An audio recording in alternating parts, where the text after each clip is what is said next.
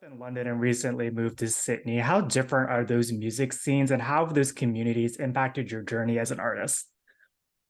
Yeah, I think they're very different, to be fair. I think there's definitely a sense of community in both of them, but I felt that Sydney's been a lot more collaborative. I think everyone that I've asked to sort of write with or artists I've asked to write for has been a great way of me to sort of make friends. I feel like in London, maybe it's a bit more, there's a lot more people. There's a lot more artists trying to do it. In Sydney, I think the industry is a lot smaller. So I feel like I've been here probably 7 months and I've met most people in the industry, which has been Mm, great. I've made friends really easily.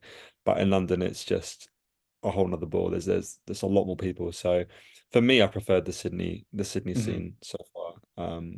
And but yeah, they both have their perks for sure.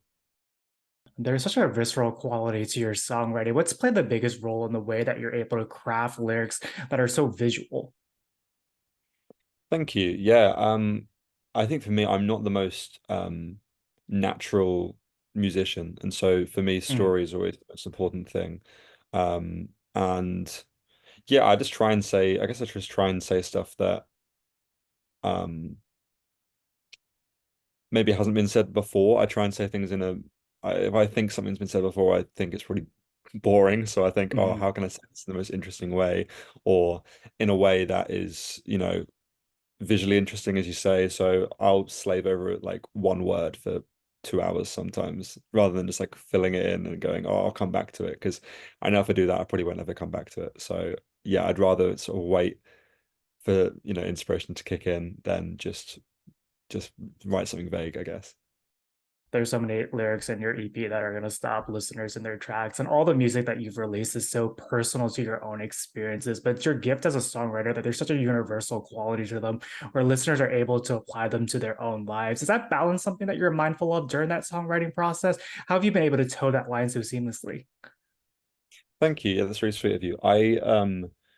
Yeah, it's one of those things. I think because I write so specifically to my own story, sometimes I think at first I was kind of like, oh, how are people ever going to relate to this? Because it's so specific to me. But I think I think something I've learned from just being on TikTok and being on social media that I probably haven't had an original experience, and everyone has felt these things. And even if they haven't felt them in the same way, they can relate to the lyric and put it on their own story.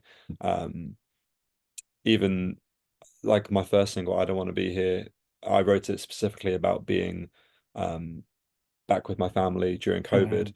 People can relate to it in any way. People can go to work and think, I don't want to be here, or whatever it could be. So I think the more specific I write to myself, sometimes it is actually more relatable to other people. So it's a win-win for me.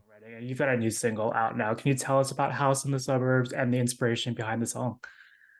Yeah, absolutely. So House in the Suburbs was sort of born out of me being a a serial monogamist, I guess. So when I was 16 to when I was sort of my early 20s, I was sort of just went from relationship to relationship. I'd never really dated before. And so I sort of came to the session after a relationship and kind of thought to myself, the idea of love maybe isn't what I thought it was before, and the idea of like Mm. movie love that I'd sort of romanticized wasn't particularly realistic. And so I sort of came into the session being like, hey, this is my mentality at the moment, which is like if I meet someone and I go on a few dates with them, that's fine. I don't have to think about marrying them. I can, just meet someone, maybe I go out with them for a few months and that's all it's meant to be. And I think the idea of sort of living in the moment um made me a healthier person in relationships and maybe healthier in life, I guess, as well. But yeah, the song kind of flowed pretty quickly out of me. And I wrote it with a guy called Itamar, and he kind of just facilitated that. He was a great collaborator, and it was our first session together actually. But yeah, a lot of what I do when I go into sessions, I'll come in with an idea, and then I'll sort Mhm. of just spam a load of notes, and then we'll go back to that for the lyrics, which is really helpful, I think. I'm not very good at just sort of like off the cuff thinking something's just going to come out of my voice because it rarely does. Perfect segue to this next question, but the single is coming off of your upcoming EP, Nothing Is Forever. And there's so much intention and cohesiveness behind this project. I imagine though, as a songwriter, you've written hundreds of songs. What is that process like deciding what 5 songs would best articulate the themes that you wanted to convey through this EP? And what do you hope listeners take away from it?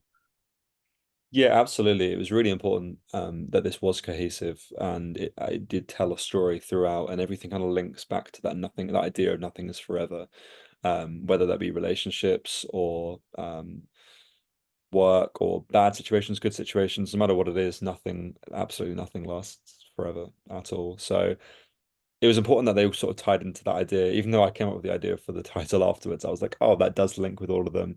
But I think musically, I wanted every single song to tell a different story, whether it be in its genre. I mean, it was all sort of tied into that indie pop alternative world, but I didn't want two songs to sound similar to each other, I guess. And I guess, yeah, thematically as well, I wanted each song to tell its own story. I didn't want two songs to be too similar. So if you go through the EP, there's only really one song about like a relationship breakup kind of thing, which I guess is a bit more unique to a project. I think in a lot of projects, it's probably the easiest thing to write about Mm. relationships, right? Because it's so relatable. But yeah, there's only one song in there. I think a lot of them are just a lot more personal and reflective stories about myself. So yeah, it can be tricky picking the songs, but I think for this EP, the songs kind of came quite easily actually in terms of the ones I knew I was going to choose. This is a bit strange question because every song is so personal to you. But if you had to pick one off the EP that best encompasses who you are as an artist in this moment, which would it be and why? Yeah, I think it would be a house in the suburbs, to be honest. I think if I went to, um, I said this before, but if someone came to me and said, "What's the most Charlie Pittman song?" It Yeah. would be House in the Suburbs. I think musically it encompasses what I do or what sound I'm trying to go for and the genre. And also like there's enough sort of tongue-in-cheek lyrics in there and irony, which I try and put in my songs. So I would say it's probably the song that encompasses my sound as an artist. But you're an artist that continues to release larger bodies of work. Why has that been so important to you and your artistry? Yeah, I think it comes down to the artists that I look up to and sort of the reason I got into music and the way I consumed music growing up was albums. Like I say, I'm huge on storytelling and I feel like Hmm. it's really difficult sometimes to do that if you're just releasing singles. And so obviously it's important to release those singles and choose those singles with intent. But for me, having a story and a through line is so important. So there's artists that I look up to. The ones that come to mind are sort of John Mayer or Jeremy Zucker. He's got an album specifically called Love Is Not Dying. And the way the songs sort of link to each other and you kind of get that full narrative was something that really inspired me as an artist. And so, yeah, doing that and having sort of larger bodies is definitely the aim. And hopefully, in the next couple of years, I can do that with an album and have that real intention throughout. And I'll make you stand out in the industry. And we touch upon this already, but there's so much clever wordplay in all the music that you create. Do you have a favorite lyric that you've written off this EP? Oh God. That's a good question. Maybe there's a lyric. I think Dog Black for me is probably the strongest song, which will be the next single. Um, I think the chorus lyric, there's a plate set at the table if you want it. Don't leave before you leave us, cold and carbon. Um, it's probably my favorite. I think it just feels like you say, like it kind of feels pretty visceral, and you can kind of really see that imagery come through. And when I wrote it, it kind of just like flowed out of me. I didn't really have to think Mm. too much about it, which I do with a lot of lyrics, but that kind of just came to me and Noah, my collaborator who I wrote that with. But yeah, I'm excited for that one. That's going to be really fun to release. And you've been sitting on these songs for quite a while. What have you learned from this project, putting it together, that you've now been able to bring to future bodies of work? Yeah, I mean, patience is obviously a huge. I wrote all of these songs in 2022. Um, but it meant that I could really think about how I wanted to release them in terms of the visuals, which is super important for Hmm. me to sort of link to me as an artist and I guess sort of show my brand. But I guess I've learned that yeah, you just have to be super, super patient. And um, I'm glad that 2 years later, I still love the songs as much as I did 2 years ago because there's certain songs that maybe I've released before that I release and then a month later I'm like, oh God, I wish I changed that lyric or I wish I didn't have that sort of production on it or whatever. But with these songs 2 years later, I still get the same feeling from when I first wrote them. So I guess it's a sign that you should Yeah. really be patient and really think about which songs you want to release and not just release something for the sake of releasing it. Yeah. There's also a timelessness to the way that you write. And after the EP drops, you're going to be hitting the road to support it. How much do you use that live stage to test out the new material? Oh, massively, to be honest with you. Like, as I say, all these songs are 2 years old, and it really did define like a new genre and a new style for me. And a big part of that was because I wanted to play sort of heavier, rockier, bandy songs live. I didn't want to sort of be Mm, stood there doing an acoustic set.